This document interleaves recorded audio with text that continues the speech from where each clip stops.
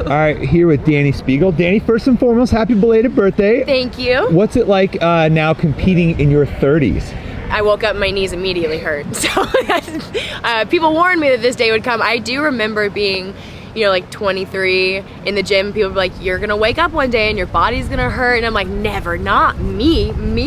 And now it does. So it's like, it changes. I mean, there's no difference, like, you know, the day I was 29 and then yesterday when I turned 30, obviously there's no changes, but there's changes over, you know, 6-7 year period. You're like, oh wow, I have to warm up now. Oh yeah. So, oh yeah. And yeah. And speaking of warming up, we opened up with a lifting event. You know, it's something that you've always done well at here. What was the warm up process like for you? Because I don't think people realize what it takes to go from corrals, warm up, all the way to the other side, and then actually be able to perform some of these big lifts. So, you know, hit, you know, a little bike piece kind of thing, just kind of get your heart rate up, warm up your legs. And then I just hit a couple lifts back here, took a little bit of a break, and then hit, you know, the lift that I wanted to hit out there one last time, like right before I ran down to like the check-in area.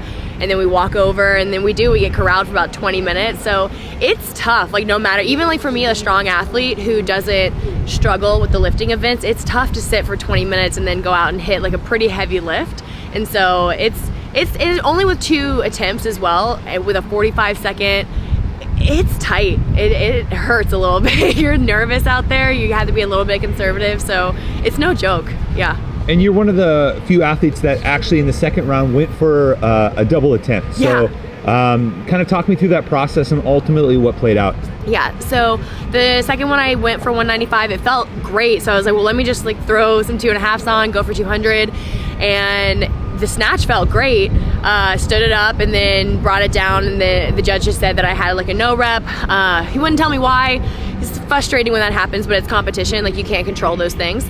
But it is frustrating, which is again why I think it's pretty important that, especially for the elite division and when there's so much money on the line, like we need paid judges. We can't have volunteers out here, because it's tough when you have a call that shouldn't happen and it happens and there's no second chance kind of thing. Like the time was out, like I couldn't do anything about it. So it's tough. It's a little brutal to have to go through that. But again, it's competition. Like everyone has those moments. It's not like I'm unique to that situation. Yeah, for sure. And then, you know, having a good event to start the weekend, what does that do as far as like setting the tone?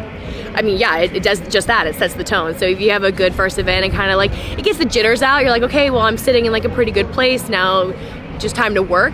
So it's always nice to start off with that. Like sometimes I go to events and they're like, all right, 10K run first event, and I'm like, sweet, starting it off on a good note. So this is always great when you start off on a good foot, no matter what the event is, lifting or even if it's just a good workout. It's always nice to have some fun on the first one, because you're always so scared and nervous on that first one. So it's nice when it's one that's like up your alley. Yeah, for sure. And great start to the weekend. We got 2 more to the day, so best of luck. Thank you so much.